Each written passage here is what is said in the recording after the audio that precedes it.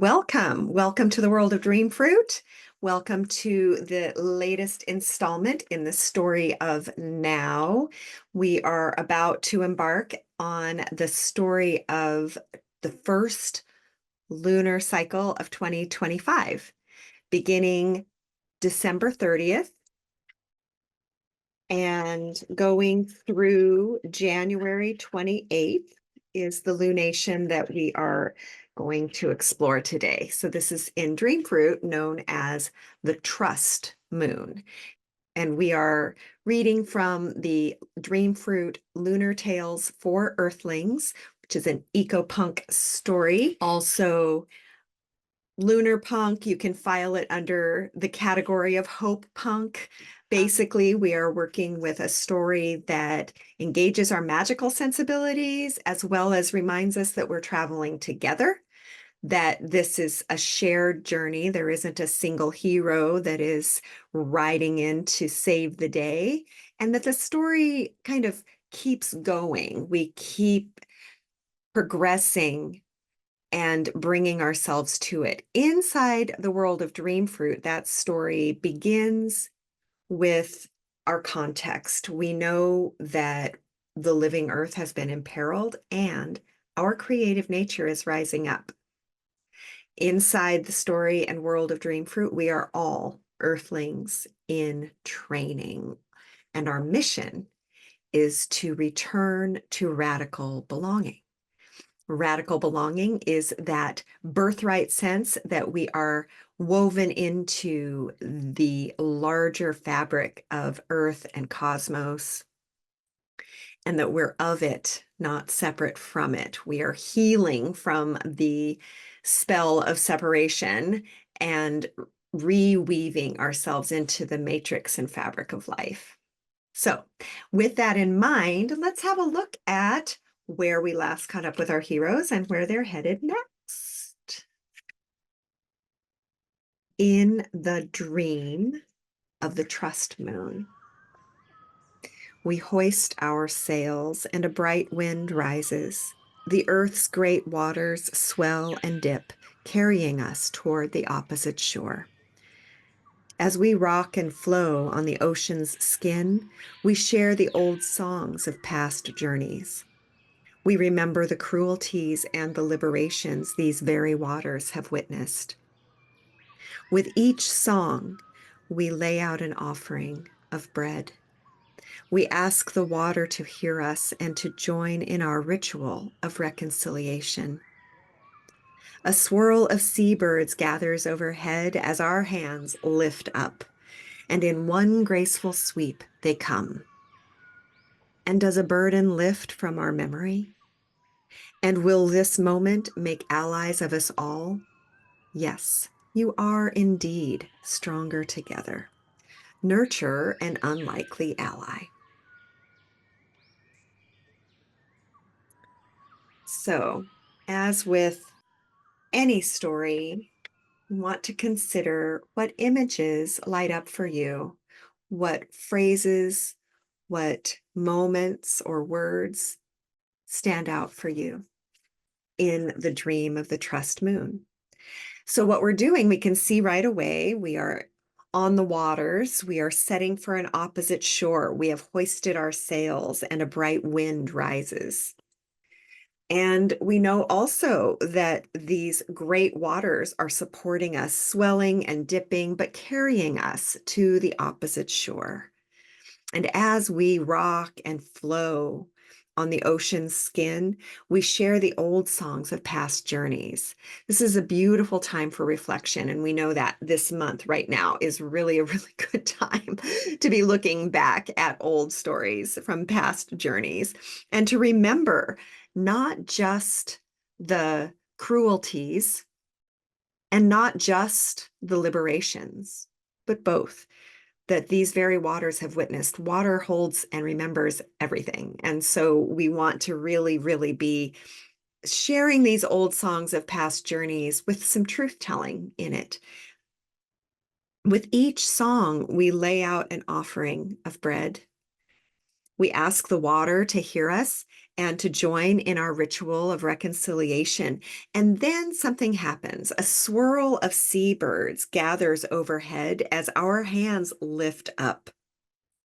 And so this is this moment where the offerings that we've been carefully preparing, maybe it's bread, maybe it's fish, maybe it's just the songs of memory and truth telling, but in this moment as we lay out these memory songs, asking the waters to join us in our ritual of reconciliation, we have asked, we have invited something more than human to participate in this, and we lift up just as this swirl of seabirds swoops down in one graceful sweep, they come.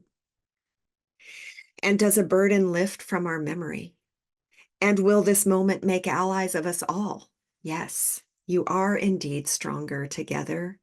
Nurture an unlikely ally. And the Sabian symbol, which is an astrological degree symbol that connects to the exact degree of the new moon, for this month, which is 10 Capricorn, is an albatross feeding from the hand. Now, this becomes very interesting because we now have an image that's pretty loaded. The story of the albatross is pretty old, and there's some lore connected to this. Let me briefly do my best to share with you the Rhyme of the Ancient Mariner. Now, the Rhyme of the Ancient Mariner was written in the late 1700s by Samuel Taylor Coleridge, and it is a long lyric poem. And the ancient mariner has spotted a wedding guest. And this wedding guest is like, oh no, I don't want to talk to that scary old dude, But there's something about that mariner that the wedding guest can't resist. And so he comes closer and closer to listen. And the mariner tells the story of being on a ship with his crew out on the open waters. And slowly, slowly, the ice is starting to come around them. They're up in the North waters and they're getting frozen in. And an albatross comes and this warm wind arises. And they're basically led out of this icy, sort of hemmed in place. For what reason? I don't think we even know from the song and the story of this, from the poem. Why is it that then the captain of this ship, this mariner, decides that the best thing to do in this moment is to kill the albatross? Which he does. The crew is like, what are you thinking? That is a very bad idea. That albatross actually brought us good fortune. And then this is another thing we want to notice in this story is somehow by some strange trick of our social minds and group mind and the things that we believe, the things we want to believe, the things that it becomes convenient to believe, the whole crew agrees. It was good that you killed the albatross. Well, then all terrible misfortune falls upon this ship. For one thing, drought. They are on the open sea and they have no water. They're surrounded by salt water. For another thing, the men start bickering amongst themselves. And all of this sort of ill wind befalls this ship.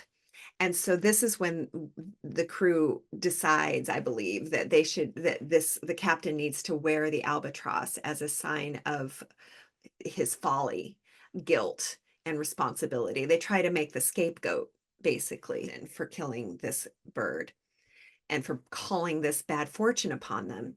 Okay, enter the gods, and they bicker about what they want to do with this ship of, well, fools.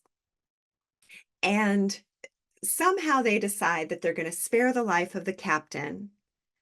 And the only way that they can spare the life of the captain is if they take the lives of all the other crew. So all the crew drops dead. The captain is there wearing this albatross, surrounded by death, and it goes on from there. It's a very harrowing story. But worth noting that it's only when things get truly horrible that this captain sees the error of his ways. He sobs. He enters into remorse. He says, "Oh, this should never have happened. What was I thinking? Life is beautiful, and I took it for no good reason." And in this remorse, in this regret, the spell starts to break. The albatross falls from his neck. He begins to see something whole. He understands that we have to love life and allow life to live, not take it. This is a very brutal retelling. There is a, you can read it anytime. Better yet, you can tune into this month's playlist. I'll tell you a story about that later on, but it does open with a 13-minute retelling of the Rime of the Ancient Mariner set to music by none other than Iron Maiden. We'll talk another time about that, but you can hear the whole story then. But listen, I'm mentioning this so that we can think about what it is when the spell starts to break, what it is when we begin moving past our denial, guilt, the notion of blame, that there's some single scapegoat that can absorb all of the faults and flaws of the society or of humankind. And when this truth telling arises, and this is also the case in the Dreamfruit story, in the story of the Trust Moon, this dream of the Trust Moon, where we sing our memory songs, where we ask the water to witness our ritual of reconciliation, where we remember not only the cruelties, but the liberations as well, where we, with each song, lay out another offering of bread, of fish for the albatross, for the seabirds who are swirling overhead. And when we ask the water to help us, this brings this moment. In one graceful sweep, they come. And so we want to notice how allyship can be temporary or enduring, and sometimes fraught with old stories that haven't been reconciled. We can also remember and consider that there's times when we form unlikely alliances that can be pretty shaky. And one of the things that helps them be shored up is when we remember the larger reason for this bond. What is the greater cause that you have made common cause for? A few other notes that you'll find inside of this month's Lunar Tale. This is a great time to come to terms with a shaky alliance. This fragile trust may be a necessary risk in order to advance a greater cause. Do take care to not bite the hand that feeds you or to be bitten. And it's a time to nurture and be nurtured across species lines. Time to stretch yourself in order to nourish a greater bond. So the journal prompt that is offered inside of the Lunar Tales this month is, how are your actions informed by trust and by risk? Take some time with that in the days ahead. And just another reminder that we are working with sort of a lunar consciousness inside of these stories told in a way that wants to inspire a nonlinear mindset, a way of relating that taps into the deep psyche, the deep imagination, where symbol and story can really play with us, within us, and yield what is actually very personal to you, and also to notice how they might be playing out in the outer world, because often there's a little bit of both going on. And, I think there's so much more I want to say about like where we were coming from. Our prior moon was the Fortuna moon, the final lunar cycle of 2024, which is really when the star goddess sort of showed up. This golden haired goddess of opportunity shows up in the story and just astonishes everybody, walks into our midst and reminds us that even the tiniest shred of hope and optimism can actually open great big doors. It only takes a tiny golden key of belief, and vast possibilities can open up.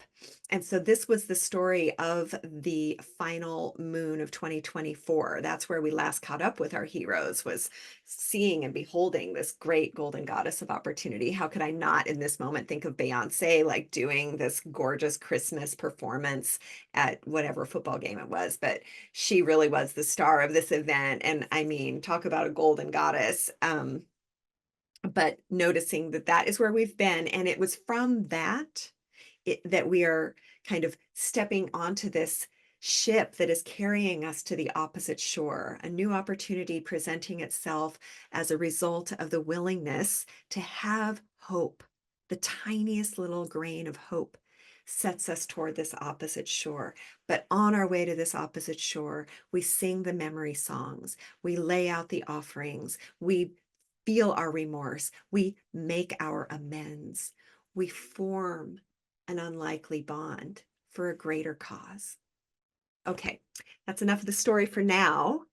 And you can tune in, of course, next moon for the next exciting episode of Lunar Tales for Earthlings, and that will be on January 29th. In the meantime, if you don't have the Lunar Tales and you want it, you know you can get it at dreamfruit.world. And if you are following along and using your journal magic, that is your personal moon book for the year, there are wonderful ways for these two to play together, and you can get both of those at dreamfruit.world. The other sacred announcement I will make is, if you haven't registered, there are still 2 more sessions in the Astrology for the New Year series that I'm doing with Stephanie Shea, and that is the Create Your New Year series. And the next one will be January 4th, and the final one will be January 11th. And we would love for you to be able to join us in person. If you're too late for those 2 dates to be in person, to be live, no worries. We will be making the recordings available for purchase afterward. This is our 8th year doing it, and absolutely it serves throughout the year. You can refer to the recording, to the timeline. All of the notes will be very useful to you. We really do lay out the terrain of the year ahead and in a practical way. And then we activate the magical layer of it, and it does become a very creative engagement of the astrological landscape. So hope to see you there. And either way, I am wishing you a very, very good journey into the new year with our trust moon unfolding. May it go well for you, and may it go well for us all. Thank you.